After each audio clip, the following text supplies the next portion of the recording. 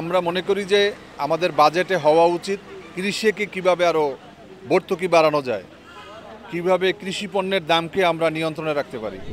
Budget অন্যান্য দেশে যেমন বাজেট খুব একটা বিশাল বড় একটা ইস্যু, কিন্তু বাংলাদেশের প্রেক্ষাপটে বাজেট বড় কোনো ইস্যু না। কারণ হচ্ছে বাজেট এটা একটা গতানুগতিক একটা সিস্টেম হিসাবে আমাদের কাছে মনে হয়। কারণ হচ্ছে আমরা দেখেছি যে বিগত যে পতিত স্বৈরাচারের সময় অনেক বড় মাপের বাজেট দেওয়া হতো, কিন্তু পুরোটা কিন্তু টাকা আমরা কিন্তু আমাদের রাজস্ব থেকেও আসতো না। বিদেশ নির্ভর বাজেট, এটা আমাদের সাধারণ শ্রমজীবী মেহনতি মানুষ তথা সাধারণ মানুষের জন্য বাজেট কোনো প্রভাব ফেলে না।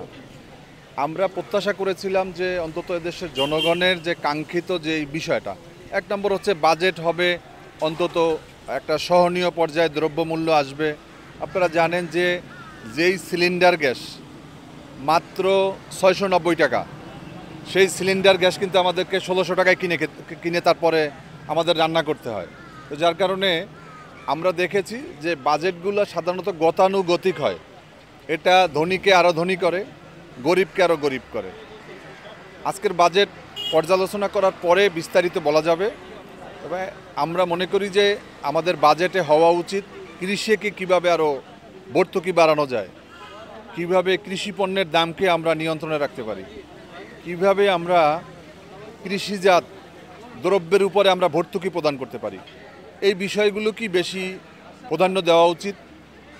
তো আমাদের বাংলাদেশের একটা কৃষি প্রধান দেশ, এখানে কলকারখানাগুলো যেগুলো বন্ধ রয়েছে এগুলোকে কীভাবে আরও চালানোর জন্য আমরা এগুলোর জন্য পদক্ষেপ নিতে পারি।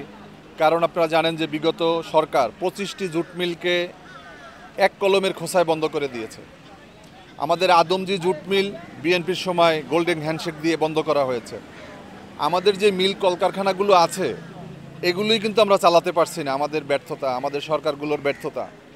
আমি মনে করি যে একটা গরিব বান্ধব বাজেট আমরা প্রত্যাশা করি। আর আমাদের সবসময়ই সরকারগুলো হতাশ করেছে, আমাদের সাধারণ মানুষকে হতাশ করেছে। আমরা আমাদের যেই তিমিরে সেই তিমিরেই আমরা থাকি। আমি এক কথায় বলি যে বাজেটে গরিবের কোনো সুখবর থাকে না।